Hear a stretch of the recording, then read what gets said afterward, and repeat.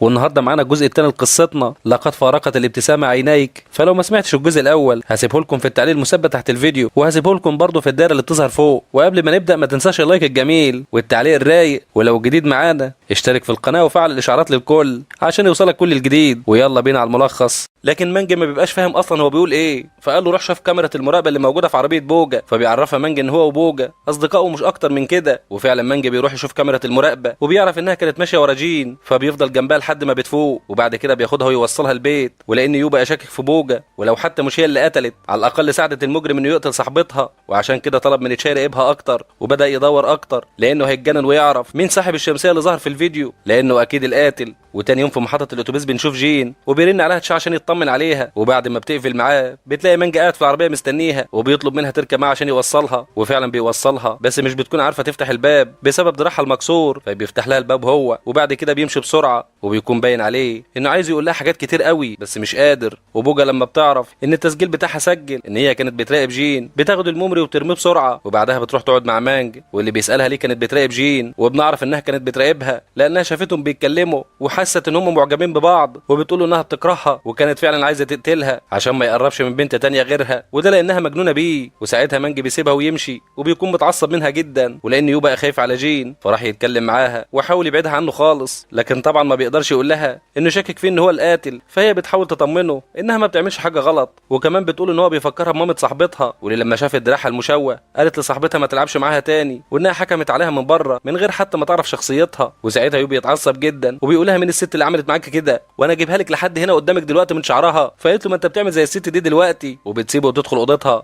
وتاني يوم مانج بيكون مستناها في نفس المكان وبرضه بيوصلها للشغل، وقبل ما بتنزل من العربيه مانج بيفاجئها وبيفاجئنا كلنا والله، وبيقول لها ما تيجي نتواعد. فجين بتتصدم للحظه كده وهي بتقول له انت بتقول ايه، وفين تشونج صاحبتي واللي مدمره حياتها عشانك دي؟ فبيرد عليها بكل برود وبيقول لها عادي يعني، وكمان تشونج عمرها ما هتكون له ولا هيكون ليها. فقالت له مش عايزه اشوف وش امك تاني، وبتسيب له العربيه وبتنزل. في الوقت ده بيروح يقول بوجا وبيسالها ليه عملت كده امبارح، فبتقول له بكل برود انها عملت كده عشان مانج معجب بيها، لا سوري عشان هي اللي بتجري ورا مانج حبيبي وعايزه تاخده مني. وقالت له انها لو قربت اكتر من مانج هتقتلها ومش هتخليه يعرف ملامحها، وبتفضل تستفز يو لحد ما بيحط لها الكلبشات في ايديها وبيشدها معاه على اسم الشرطه. وبنشوف خطيب تشونج في مصنع الكحول وبيشترط على صاحب المصنع انه يرفض مانج خالص لانه مش عايز يشوف خلقته. فالراجل بيتردد في الاول لان الشراكه دي مهمه جدا عشان مصنعه يكبر، وفي نفس الوقت مش هيقدر يستغنى عن مانج، ومع ذلك بيستغنى عنه. وفي الوقت ده بتكون تشونج في المعرض بتاعها وبتجيلها جين وبتقول لها انها تاخد والدتها على قد عقلها لحد ما هتبيع المعرض، وبالفلوس هتاخد مانجو ويهربوا من البلد كلها. وجين بتبقى عايزه تقول لها ابوس رجلك بلاش البني ادم ده، ولكن كالعاده ما بتقدرش تقول لها حاجه وبتسيبها وبتروح تقابل مانج على الرغم من ساعه ما والدتها كلمته وهي بتبعت له في رسائل وهو ولا معبرها اصلا، وبتقول له على خطتها وان هم يهربوا سوا من البلد. ولكن بعدها بترجع تعيط لجين، ولما بتسالها جين ايه اللي حصل فبتقول لها تشونج ان هي جرحت كرامه مانج، واول ما جابت له سيره الفلوس اتضايق وسابها ومشي وقال لها انه مش هيسافر معاها. يا مجنونه يا بنت المجانين، هو اساسا مش طايقك. وكالعاده جين بتهون عليها من غير برضه ما تعترف لها باي حاجه، وبتسيبها وبتروح تقابل مانج وبتهزقه على اللي عمله في صاحبتها، وبتساله لو هو فعلا بيحب تشونج. فمانج بكل برود قال لها ما حصلش، لكن هي ما فهمتش ده وانه كان متجاهل رسائلها ومكالماتها الفتره اللي فاتت. وامبارح قال لها بكل صراحه كده ان هو مش هيسيب كل حاجه وبلده ويسافر كمان معاها، وكمان لازم تفهم ان هو ما عادش بيحبها. فجين بتتصدم من كلامه وبتساله طب هو ليه اتعرف عليها من الاول وخلاها تحبه، فبيقول لها بنفس البرود ان هو مش قديس وانها كانت مجرد نزوه في حياته. فجين بتقوله انت بجد صعبان عليا وكان لازم تسمع كلام اخوها عنه، وبتسيبه وبتمشي. وساعتها مانج بيتضايق جدا من نفسه. وتاني يوم بنشوف جين وهي راجعه البيت ولقت مانج قاعد مستنيها، واول ما بيشوفها بيقول لها من امبارح وانا بفكر فيكي ومش عارف اعمل اي حاجه. وفي نفس الوقت اخوها كان بيراجع الكاميرات بتاع يوم الحادثه واكتشف ان مانج كان موجود واتاكد انه ليه علاقه بالحادثه.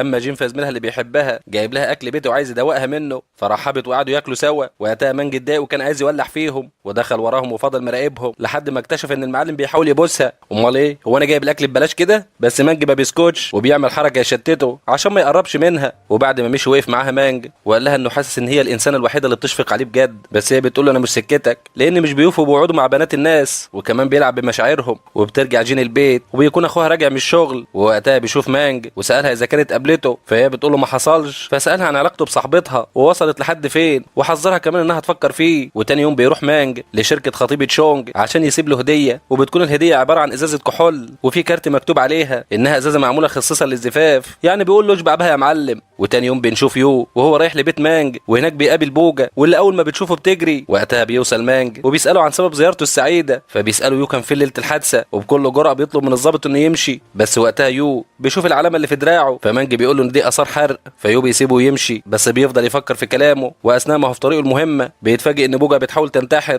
فبيطلع عندها بسرعه وبيتفاجئ ان مانج واقف جنبها وبيحاول يقنعها انها تهدى، لكنها بتقول له انه كذاب، وفعلا بترمي نفسها من فوق السطوح، لكن بينقذها يو وبيقعوا هما الاثنين، بس بيتم انقاذهم هما الاثنين. وبياخدها على الاسم وبيطلب منها يو انها توعده انها ما تحاولش تنتحر تاني، لكنها برضه بترفض، وبيروح يوصلها لغايه البيت. وتاني يوم بنشوف مانج في المصنع وبتجيله تشونج وهي سكرانه وحالتها بالبلا، فبيحاول انه يفوقها لحد ما بتوصل جين وبتحاول تفوقها هي. اما خطيب تشونج لما بيشوف ازازه الكحول بيستغرب جدا، وخصوصا لما بيعرف مين اللي بعتها. وبعد كده بياخدهم مانج وبيوصل تشونج لحد بيتها، وهناك جين بتقول له يمشي لان والده صاحبتها مش بتحبه، ولو شافته ممكن تزعق له، لكنه بيرفض. وبعد ما اطمنوا على تشونج بيمشوا مع بعض. وقتها بتقول له انه بيعمل حاجات كويسه كتير، فليه ظاهر بصوره مش كويسه، فقال لها ان ساعات الانسان بيكبر على كده، وكان هيسيبها ويمشي لحد ما بتمسكه جين من هدومه وبتقول له ياخد باله من نفسه. وتاني يوم بيروح مانج اسم الشرطه عشان يجدد رخصه عربيته، واثناء ما هو خارج بيشوفه يو وهو داخل الاسم. وقتها بيشوفه متاثر جدا بالطفل اللي كان ضايع من اهله ولقوه، وده لانه عاش يتيم. وفي الوقت ده تشونج بتكون فائت، ووالدتها بتقول لها انت وعدتني قبل كده انك مش هتقابلي مانج، لكنها مش بتكون فاكره حاجه، وبتروح عشان تراجع الكاميرات وتشوفه، واللي بيكون وقتها قاعد مع نفسه في البيت وهو بيتخيل الطفل مع اهله، وبيكون حزين جدا. وبيطلع كمان رسمه قديمه وواضح كده انه كان راسمها وهو صغير، وبيفضل يبص في الرسمه وهو منهار من العياط. وفي نفس الوقت بنشوف يو قاعد مع مينج وبيقول لها انه اتاثر جدا لما شاف الحرق اللي في دراع مانج، وانه حاسس ان ظلمه في اتهامه بالقتل، وهي فضلت تحذره وفكر في شغلك، فقال لها تاني انه شكك في بوجا، وعشان كده بيروح لها تاني يوم يقابلها، واللي بيلاقيها قاعده لوحدها. ووقتها بيفتكر كلام الدكتور النفسي اللي بيعالجها، واللي قال له انها لو وثقت في حد هتحكي له اي حاجه بصراحه، وعشان كده حاول يتقرب منها وتثق فيه، لكنها بتفضل تعيط. وبنشوف جين وهي نازله من بيتها، وتشونج بتكون مستنياها تحت البيت، ولما بتركب معاها بتسمعها الفيديو اللي كان متسجل لها يا ومانج لما كانوا بيوصلوها لبيتها وهي سكرانه. وده لان تشونج بدات تشك ان جين هي كمان بتحبه، فجين حاولت تفهمها الحقيقه، لكن تشونج بتوريها رسائل وبتسالها اذا كانت هي كمان بتحبه ولا لا. وفي نفس الوقت بنشوف يو هو داخل ماركت، ووقتها بيقابل مانج، فبيجري بسرعه وبيدخل عربيته، لكن مانج بيكون شافه وبيروح يساله عن سبب هروبه، وقال له كمان ان هو عارف انه ظابط، وبيشكره انه انقذ بوجا من الانتحار. وبعدها بيرجع على بيته، ووقتها بترن عليه جين وبتطلب تقابله،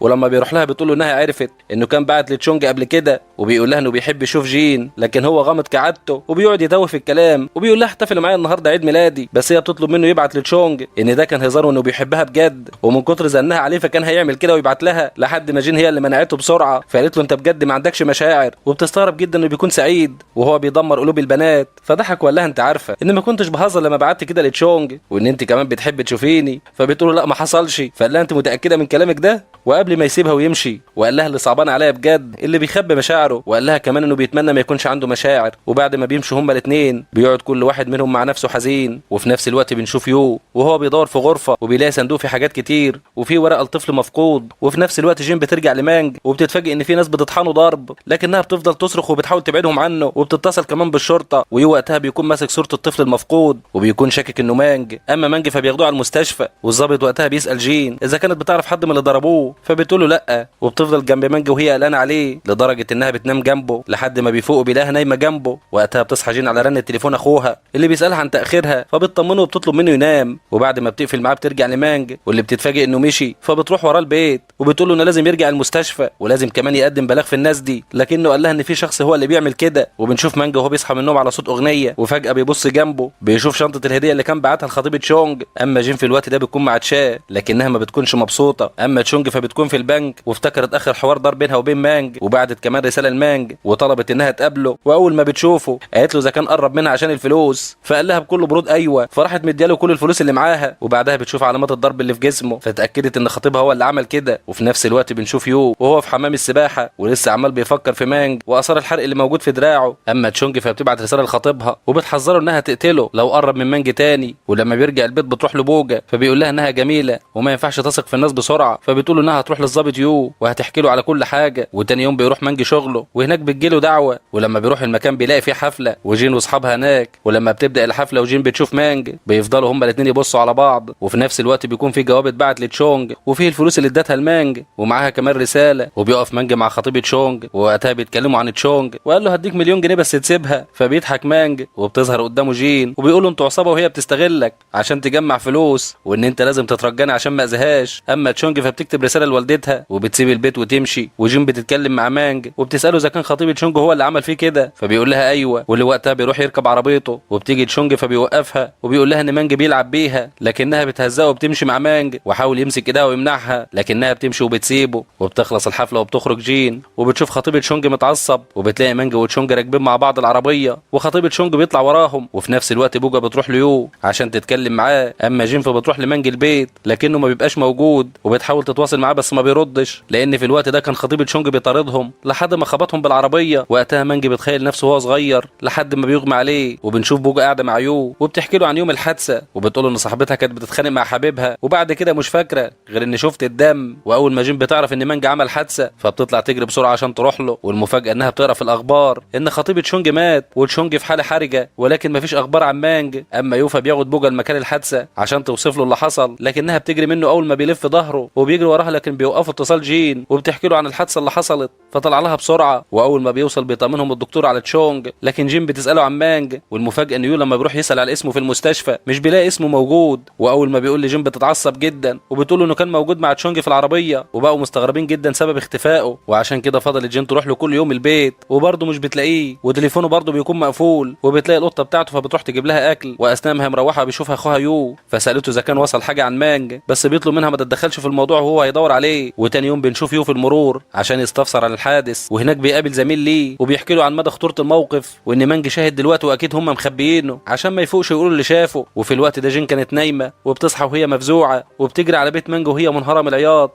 اما يو خلص مع صاحبه وركب عربيته لكن صاحبه قال له ان من 10 سنين فاتوا الطفل المفقود اللي كان بيدور عليه جاله سال عنه. وفي اللحظه دي بيفوق مانج وبيلاقي نفسه نايم على سرير. وفي نفس الوقت يو بيرجع شغله وبيتخانق مع الرئيس بتاعه لما عرف ان الطفل اللي هو بيدور عليه راح له بس هو ما قالوش. وبعدها بنشوف مانج راجع لبيته وبرضه ما نعرفش كان مختفي فين. وهناك بيلاقي جين واللي كانت جايه تاكل القطه واول ما بتشوفه بتمشي لكنه مسكها من دراعها وبسها. ده ايه يا عم الغموض ده بقى تغيب وترجع ببوسه. وبترجع جين البيت وبتعرف اخوها ان مانج رجع. والمفاجاه انها بتصحى تاني يوم على خبر وفاه صاحبتها فبتروح العزا بتاعها وهي منهاره من العياط. اما مانج فبيكون مش فارق معاه اصلا وبيروح ليول بيته وبيحمله مسؤوليه موت تشونج وخطيبها وبيتعصب عليه وبيضربه. وبعد ما بيسيبه ويمشي بيروح لجين وبيحذرها انها تقابله تاني وانه السبب في موت صاحبتها. وبنشوف جين وهي قاعده بتاكل فبيدخل مانج يقعد معاها وبيحاول يكلمها لكنها بتسيبه وتمشي. ولما بيروح البيت بيلاقيها موجوده وبتقول ان هو السبب في موت صاحبتها وانه ما عندوش مشاعر ولا حزين عليها. وقتها بيحاول يهديها لكنها بتمشي وبتسيبه فبيمشي وراها وبتقابله الشرطه وبيقبضوا عليه بتهمه القتل. وفي نفس الوقت بنشوف يو هو مع بوجا وبعد ما خلص معاها اتصل بمينج واللي قالت له ان هم قبضوا على مانج وبيفتشوا بيته فبيروح لهم بسرعه يو. ووقتها كان بيستجوبوا مانج بس يو بيدخل وبيقول لهم انه ما قتلهاش وان القاتل موجود معاه بره. وبنعرف ان بوجا هي اللي اعترفت انها القاتل وبدون حتى ما نعرف السبب ولا ايه القصه. ولكن يو لما بيعرض الاعترافات على الرئيس بتاعه بيتعصب عليه جدا وبيطلب منهم يعرفوا القاتل الحقيقي بسرعه. وفي الاخر مانج اللي حيرنا كلنا وحير الشرطه بيطلع انه بريء بس الضباط كلهم كان هيتجننوا وكان ايه سبب ظهوره في الكاميرات. وجين اثناء ما هي في الشغل بتسمع الاخبار وبتعرف ان مانج بريء واتصلت بمانج عشان تتاكد واللي قالت لها برضه انه بريء ولان مانج ما كانش فيه دليل ضده فبيخرج منها زي الشعره من العجينه. واثناء ما هو راجع على بيته بيقابل اخت خطيبه تشونج واللي بتكون مستنياه وبتطلب منه يروح لها وبيوافق مانج. وفي نفس الوقت جين كانت رايحه مع اخوها تقابل بوجا وده لان بوجا هي اللي طلبتها وهناك عرفتها بوجا ان مانج بيحبها وانها كانت بتغير منها وعشان كده حاولت تخبطها بالعربيه. وعشان كده جين بتمشي من عندها وعلى طول بتروح تقابل تشا. واثناء ما جين بتكون مع تشا بيكون مانج مع اخت خطيبه تشونج. وقتها جين بتعتذر لتشا وبتقول انها مش هتقدر تكمل معاه. ولما بترجع لبيتها اخوها بيزعق لها عشان شافها رسمه مانج بس هي وقتها بدات تدافع عن مانج. واللي اول ما بيرجع لبيته بيلاقي جين مستنياه وبتقعد تتكلم معاه والاول مره ما بتسيبهوش وتمشي وبتقول انه لازم يكون شخص كويس وهو بيوافق وبيقول لها علميني.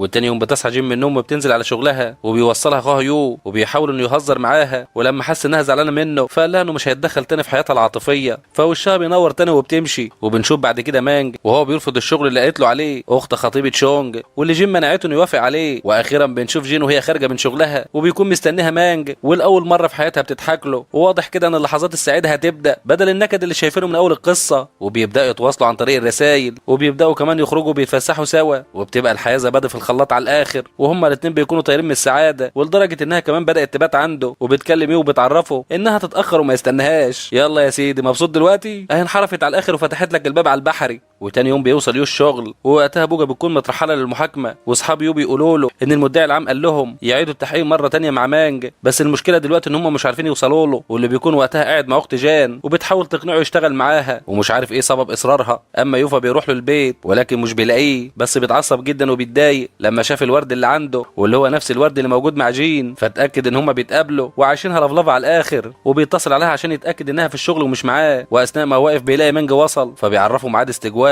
وبيحذره انه يقابل اخته تاني. ده ايه يا عم الهبل ده؟ انت يا عم موافق ولا مش موافق؟ وتاني يوم بتروح جين لمانج بيته، ووقتها بيكون نايم وبيشوف كابوس، لكنها بتفتح بالمفتاح وبتصحيه وبتحضنه عشان تطمنه انها جنبه. واول ما بيفوق بيحكي لها عن الكابوس اللي شافه، وانه دايما بيسمع صوتها في اخر الحلم، وبيفرجها كمان على الرسمه بتاعته، وبيحكي لها عن حياته، وعشان كده بياخدها معاه وبيروحوا الدار بتاع الايتام اللي اتربى فيها. وفي نفس الوقت بيكونوا اصحاب يو بيتكلموا عنه، وانه اتنقل لان واحد من المجرمين اللي كان بيطاردهم مات بسببه. ومانج في دار الايتام بيحاول يعرف اي معلومات بخصوصه من المعلمه اللي كانت موجوده، لكنها بتقول له ان مفيش اي معلومات، وبيبان عليها الارتباك. وبيفضل هو وجين مع بعض، وبعدين بيقرروا ان هم يتواعدوا. الناس دي بجد حلوه قوي، يعملوا كل حاجه وفي الاخر يقول لك هنتواعد. يا صلاه النبي احسن، ده انتوا شويه وتجيبوا عيال. اما يوفي بيحكي لزميلته مينج عن المجرم اللي اتقتل على ايده، وبيعترف لها انه قتله بمسدسه وانه ما كانش عايز ينتحر ولا حاجه، ومن وقتها هو شايل ذنبه. وفي نفس الوقت جين بتقول لمانج انها متاكده ان يو مش اخوها الحقيقي، وانها عرفت الكلام ده من المدرسه، ولكن ما حكتش لاخوها اي حاجه لانها مستنيه هو يحكي لها. وقالت له كمان انها كانت عايزه تتخلص من اثار الحروق، لكنها فكرت ان اهلها الحقيقيين ممكن يعرفوها بالعلامه دي، وعشان كده سابته. وبنلاقي ان رئيسه جين في الشغل بترن على اخوها وبتساله عنها لانها ما جاتش الشغل، ما هي خلاص مقضيها مع مانج. فبيعرف يو انها كدبت عليه، وبيتاكد اكتر لما بيعرف ان مانج اجل التحقيق بتاعه لانه رايح حيسان. واول ما بترجع جين البيت من تاني بيكون اخوها متضايق جدا، لكنها بتعترف له بالحقيقه. اما هو فبيتعصب عليها وبيقول لها انا اخوك اللي مربيكي. اما هي فانهارت عليه اكتر، وهي بتقول له انت بتعايرني عشان ربيتني، وانا يا سيدي عارفه من غير ما تقول. ودخلت اوضتها وسابته. ومانج لما بيروح التحقيق بيقابل يو، ووقتها بيشوف اعلان عن وظيفه شرطي، وبياخد راي يو انه يقدم فيها. فيو قال له ما تنفعش لانها وظيفه عاوزه شخص كويس، وانت مش كده خالص. وبيحذره للمره المليون انه يقابل اخته جين مره تانية، بس مانج بيستفزه وبيقول له انه هيفضل يقابلها مهما حصل، واعلى ما في خيالك اركبه. ولما بيرجع مانج البيت بيكون جين مستنياه، وبتقابله بالاحضان، وبتقول له انها نفسها يتصالح هو واخوها وتكون علاقتهم كويسه، لكنه بيقول لها انه مش فارق معاه، واتكلم عنه كمان باسلوب مش كويس. فجين اتضايقت منه وسابته ومشيت. فمانج زعل انه زعلها وطلع بسرعه يدور عليها، لكنه ما لقاهاش. بس المفاجاه لما رجع البيت من تاني لقاها مستنياه، فبيفرح جدا وبيحضنها، وقالت له يا ريت ما تتكلمش عن اخويا بالطريقه دي تاني. فبيشيلها كيم وبيهزروا مع بعض، وبتقرر جين كمان انها تفرش له البيت، يعني عايزه تروق عليه شويه. وتاني يوم بتجهز جين الفطار لاخوها وبتعتذر له عن اللي حصل منها، ولكن اول ما بتيجي سيره مانج بيتعصب عليها وبيخرج وبيسيبها. ولما بيقابل مانج بيفتكر كلام بوجا لما قالت له ان جين بتقول انها يتيمه زي مانج، فبيتعصب وبيروح لبوجا وبيسالها ليه جين قالت كده. وفي نفس الوقت بيكون الدكتور النفسي رايح يزور بوجا في السجن. وقتها بيقابل يو بيقعدوا مع بعض، وبيقول له الدكتور انه شاكك انه يعرف مانج، وبعدها بيستأذنه وبيمشي. وبنشوف مانج وجين هما في المول عشان يشتروا اجهزه للبيت.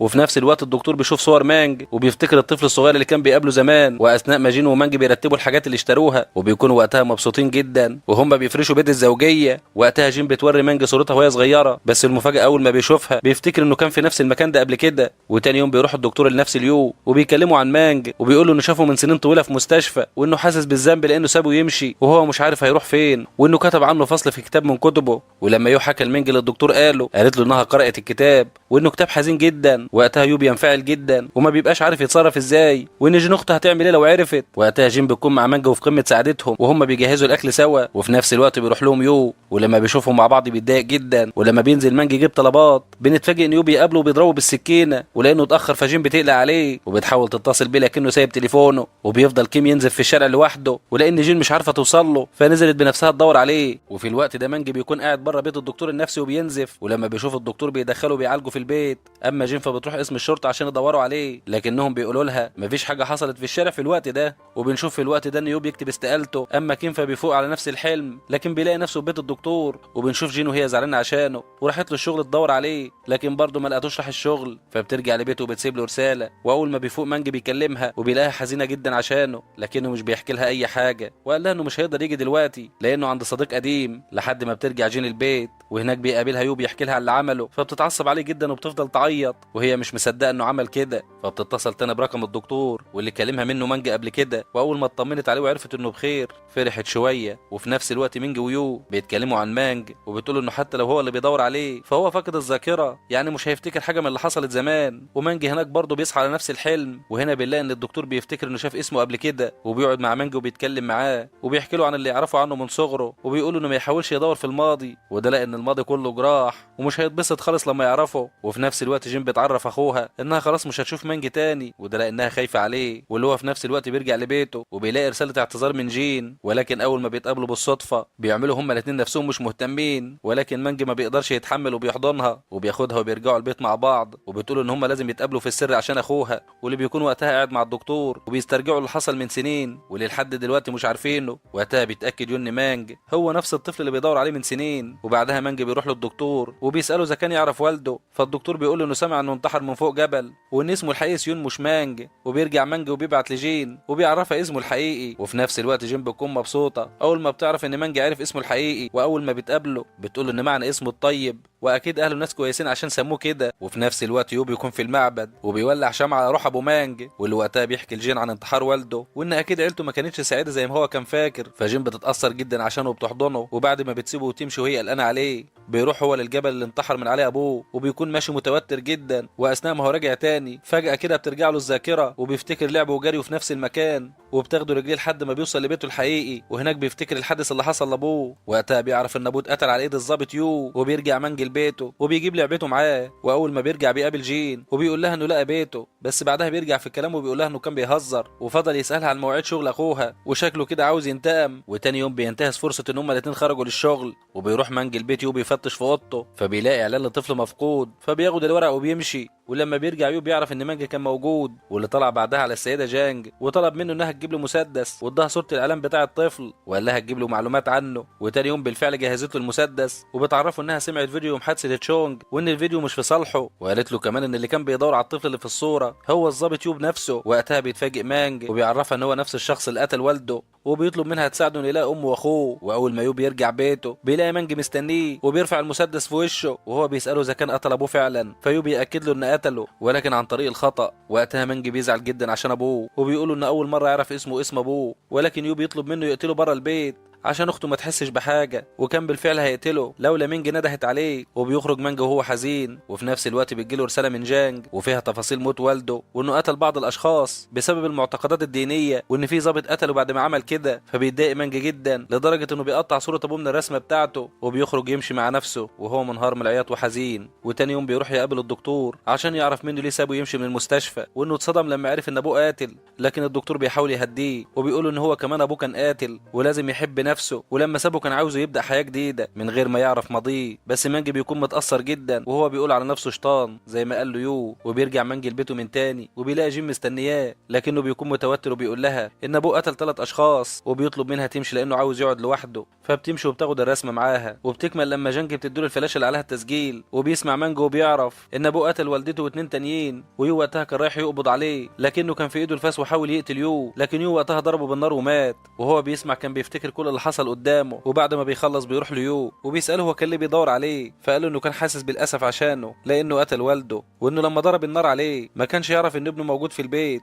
وانه اتاثر جدا لما شاف مانج بيندى على ابوه. وقتها مانج كان بيسمعه وهو متاثر وقال له انه مش هيفكر تاني يقتله. وبعد ما بيطلع من عند يو بيروح يزور والده في المعبد وهو بيعيط. واثناء ما هو راجع بيقابل جين وبيسالها اذا كانت ممكن تحبه زي ما هو. فبتقول له طبعا وبتحضنه وبتقول له انها عاوزاه يبدا حياه جديده. وبالفعل بيرجعوا البيت سوا وبيحضروا الاكل مع بعض وهم مبسوطين اخيرا وفي عز الفرحه والخروجات والفسح. وبعد ما بيرجعوا البيت بتدلق الميه السخنه على ايد جين، فبيخرج كيم يجيب لها دواء. وقتها بيفتكر موقف وبيعرف ان جين كانت معاه في يوم الحادثه، وخصوصا لما افتكر كلام جين انها مش اخته يول حقيقيه. وبيكون مانجي في حاله وحشه خالص، وبيروح لجانج وبيخليها تحكي له عن اللي تعرفه عن اخوه، لحد ما بتصدمه جانج وبتقول ان جين هي اخته الحقيقيه. ايه يا جدعان الهبل ده الناس خلاص كانوا هيجيبوا لنا عيال. فبيتصدم مانجي وبيفضل يفتكر اوقاته مع جين وهو بيعيط، وبيرجع يلاقيها في البيت وبياخد منها مفتاحه وبيطلب منها تخرج من حياته، وانه خلاص ما بقاش يحبها. وبتكون في البدايه رافضه تمشي، لكنها بتمشي في الاخر وهي منهاره من العياط. وبيفضل مانجي يعيط بعد ما بتمشي وهي كمان لحد ما بتوصل بيتها. فمانجي بيلم كل حاجته هو وجين وبيروح لجانج وبيشتغل معاها في المشروع اللي رفضه قبل كده. وبتحاول جين تروح له لكنه بيطردها وبرضه مش بتمشي، لحد ما اتصل باخوها يجي ياخدها. وفعلا بيجي ياخدها وبتكون جين بتصرخ ومش عاوزه تمشي، لحد ما بياخدها اخوها البيت.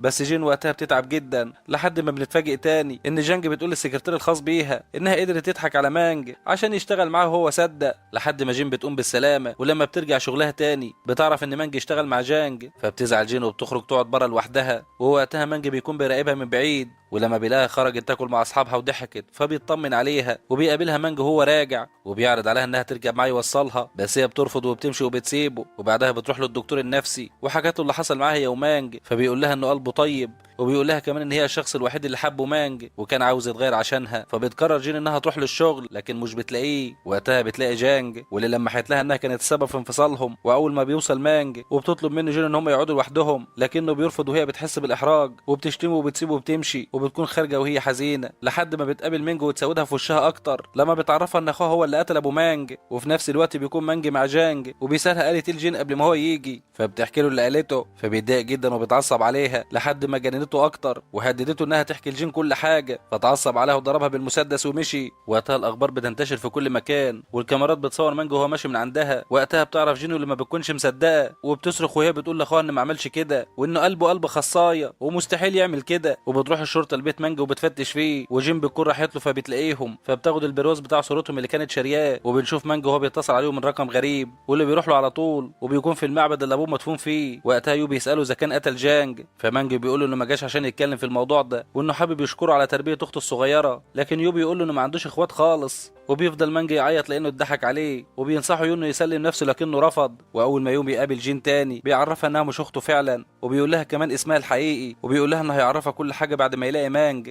وبتحط جين الصوره بتاعتها هي ومانج في البرواز، وبتكون حزينه جدا. وفي نفس الوقت مانج بيكون في بيته اللي ابوه اتقتل فيه، وبيفتكر كلام يو معاه وقد ايه مانج كان متعلق بجين وهم صغيرين، وان ابوه هو اللي قتل ابوها وامها ومعنى كده انها مش اخته. وبيعرف مانج ان اثار الحرق اللي في دراعها كان بنفس السبب اللي اتحرق بيه دراعه، لانه كان بيحاول يحمي جين من الميه السخنه واتحرقوا هما الاثنين وقتها. وبيبدا مانج يكتب وصيته لانه كان خلاص ناوي على الانتحار. وبتكون جين لسه بتفكر فيه، وبيدخل اخوها بتفضل تعيط لكنه بيحاول يهديها، وبتفضل طول الوقت بتفكر فيه وهو كمان بيفضل يفكر فيها. وبيفتكر كلام يو عن حب جين ليه وهو صغير وانها كانت متعلقه بيه جدا وكانت طول الوقت بتعيط عشانه. وبيتخيل انها نايمه جنبه وبينام. وقتها جين بتفتكر انه قال لها انه لقى بيتهم في الجبل، فبتتوقع انه ممكن يكون هناك. فبتبدا تدور على المكان لحد ما بتقدر توصل له، لكنها بتلاقيه مقرر انه ينتحر. لكنها بتتكلم معاه وبتقول له انها عرفت ان ابوه قتل ابوها وانها لا منه بتحبه ولو مات هتموت وراه. فبيقتنع مانج وبيقرروا ان هم يعيشوا سوا في سعاده وينسوا ماضيهم الاليم. بس زي المخرج يسيبنا كده وما ينكدش علينا؟ ما هو منكد علينا طول القصه، الله ينكدها عليه مكان ما هو قاعد. لان فجاه بيوصل السكرتير وبيحاول يقتل مانج لكن جين بتفديه، وبعدها بيقتل مانج برضه وبيقعوا هما الاثنين على الارض. وبيموت مانج الاول وبعده بتموت جين، وبيرتاح الاثنين من الهم والنكد اللي هما فيه. وبيوصل اخو جين وبيفضل يصرخ لما بيشوف اخته ميته. ده ايه النهايه الكئيبه دي؟ مش عارف القصه عجبتكم ولا ايه، ولكن في النهايه اتمنى تكون عجبتكم. وانتظرونا في قصه جديده ومغامره جديده ان شاء الله. سلام.